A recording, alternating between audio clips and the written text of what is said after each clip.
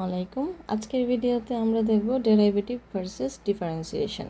অনেক স্টুডেন্ট এখানে অনেক বেশি কনফিউজড হয়ে যায়, ডেরাইভেটিভ এবং ডিফারেন্সিয়েশনের মধ্যে পার্থক্যটা বোঝে না। সহজ ভাষায় বললে ডিফারেন্সিয়েশন হচ্ছে ডেরাইভেটিভ বের করারই প্রসেস, ডেরাইভেটিভ হচ্ছে রেজাল্ট, আর ডিফারেন্সিয়েশন হচ্ছে সেটার প্রসেস। ডিফারেন্সিয়েশন করে আমরা ডেরাইভেটিভ পাই। একটা উদাহরণ দিই, ধরা যাক y ইজ ইকুয়াল টু এক্সের স্কয়ার। এর ডেরাইভেটিভ বের করার জন্য আমরা করি ডিফারেন্সিয়েশন। তখন ডিফারেন্সিয়েশন করে এই ফাংশন y এর ফাংশনটাকে আমরা এক্সের সাপেক্ষে ডিফারেন্সিয়েশন করব, তখন আমরা রেজাল্ট পাবো 2x। কেন 2x? কারণ এই পাওয়ারটা সামনে চলে আসবে, আর এক্সের সাথে যে পাওয়ারটা আছে এই পাওয়ার থেকে 1 বিয়োগ হবে। যদি এটা ডিটেলে করি তাহলে এভাবে আসে, এক্সের পাওয়ার আছে কত? 2, তারপরে লিখব x, তারপরে যে পাওয়ারটা আছে এই পাওয়ার থেকে 1 বিয়োগ হবে, তখন চলে আসবে 2 টু দি পাওয়ার 2 থেকে 1 গেলে 1। এই 1 না লিখলেও চলে, 2x না লিখলেও চলে, মানে হচ্ছে এমনিতেই পাওয়ার 1 বোঝা যায়। তার মানে এটার সূত্র হচ্ছে n into x to the power n minus 1। এক্সের উপরে যদি কোনো পাওয়ার থাকে, ধরলাম n একটা পাওয়ারটা সামনে চলে আসবে, তারপরে এটার উপরে পাওয়ার থেকে 1 বিয়োগ হবে। এটাই হচ্ছে সূত্র, এটা হচ্ছে পাওয়ার রুল, ডিফারেন্সিয়েশনের পাওয়ার রুল। এটা হচ্ছে ডেরাইভেটিভ, আর এখানে যা আমরা করলাম সেটা হচ্ছে ডিফারেন্সিয়েশন। আচ্ছা, তাহলে ডেরিভেটিভের মানে কি? ডেরিভেটিভ হচ্ছে একটি রাশি অন্য একটি রাশির তুলনায় কত দ্রুত পরিবর্তন হচ্ছে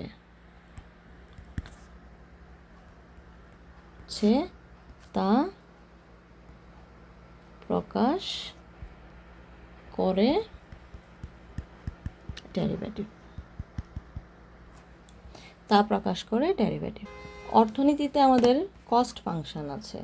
অর্থনীতিতে যে কস্ট ফাংশন সেটা হচ্ছে total cost is equal to 100 plus 5q plus q square. ধরলাম এটা হচ্ছে আমাদের কস্ট ফাংশন। এখন এটার থেকে যদি আমরা ডেরিভেটিভ নেই, এই টিসিটাকে যদি আমরা ডেরিভেটিভ করি কিউ এর সাপেক্ষে, কারণ এখানে আমাদের কিউ আছে, কিউ এর সাপেক্ষে, তাহলে আমরা কি পাবো? এখানে কোনো কিউ নেই, এটা কনস্ট্যান্ট টার্ম, তাই এটা হবে 0। এখানে কিউ আছে, কিউ এর সহগ আছে 5, এটা কোনো পাওয়ার নেই, সো এটা সহগ 5 চলে আসবে। প্লাস এখানে পাওয়ার আছে 2, কিউ এর উপরে আছে 2 মাইনাস 1, যেহেতু আমাদের পাওয়ার রুল হচ্ছে n ইন্টু n মাইনাস 1। তাহলে রেজাল্ট কী হবে? 0 তো আর লেখা লাগতেছে না, 5 প্লাস 2q, 2 থেকে 1 গেলে 1। এই যে আমরা ডিফারেন্সিয়েশনটা করলাম, এই ডিফারেন্সিয়েশনটা করার ফলে আমরা যে ডেরাইভেটিভটা পেলাম, এটা কি বলে? এটা বলে যে আরও 1 ইউনিট উৎপাদন করলে খরচ কত বাড়বে। আরও যদি 1 ইউনিট উৎপাদন করি তাহলে খরচটা আমাদের কতটুকু বাড়বে, অতিরিক্ত খরচটা কতটুকু হবে। অথবা যদি আমরা আয়ের ফাংশন নেই, তাহলে আরও 1 ইউনিট বিক্রি করলে অতিরিক্ত কতটুকু আয় হবে, সেটা আমাদেরকে বলে ডেরাইভেটিভ। এমসি এবং এমআর দুইটাই বের করতে আমাদের ডেরাইভেটিভ প্রয়োজন।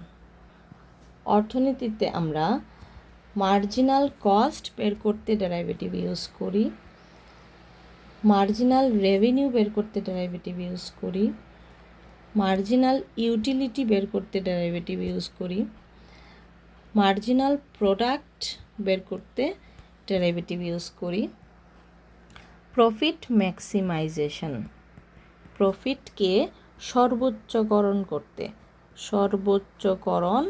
করতে ডেরিভেটিভ ইউজ করি। কস্টকে, আমাদের ব্যয়কে সর্বনিম্নকরণ, মিনিমাইজেশন, সর্বনিম্নকরণ। প্রফিট আমরা সবসময় সর্বোচ্চ করতে চাই, কস্ট আমরা সবসময় সর্বনিম্ন করতে চাই।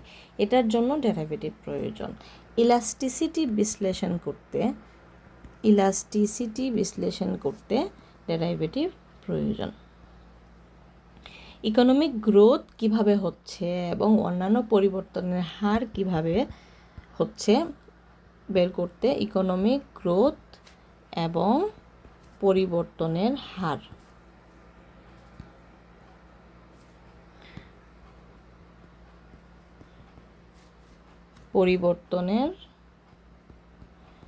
বের করতে আমাদের ডেরিভেটিভ প্রয়োজন। অর্থাৎ যখন আমরা জানতে চাই কোনো কিছুর মান শুধু কত সেটা নয়, বরং সেটা কত দ্রুত বাড়ছে। যেমন আমার ব্যাংকে টাকা আছে, সেটা থেকে আমি কিছু ইন্টারেস্ট পাচ্ছি, কী হারে সেটা বাড়ছে, কত দ্রুত সেটা বাড়ছে, সেটা জানার জন্য আমার ডেরিভেটিভ দরকার। অর্থনীতিতে মার্জিনাল যত কিছু আছে, প্রান্তিক যত কিছু আছে, সব কিছুর ধারণা এই ডেরিভেটিভের উপরেই ভিত্তি করে তৈরি করা।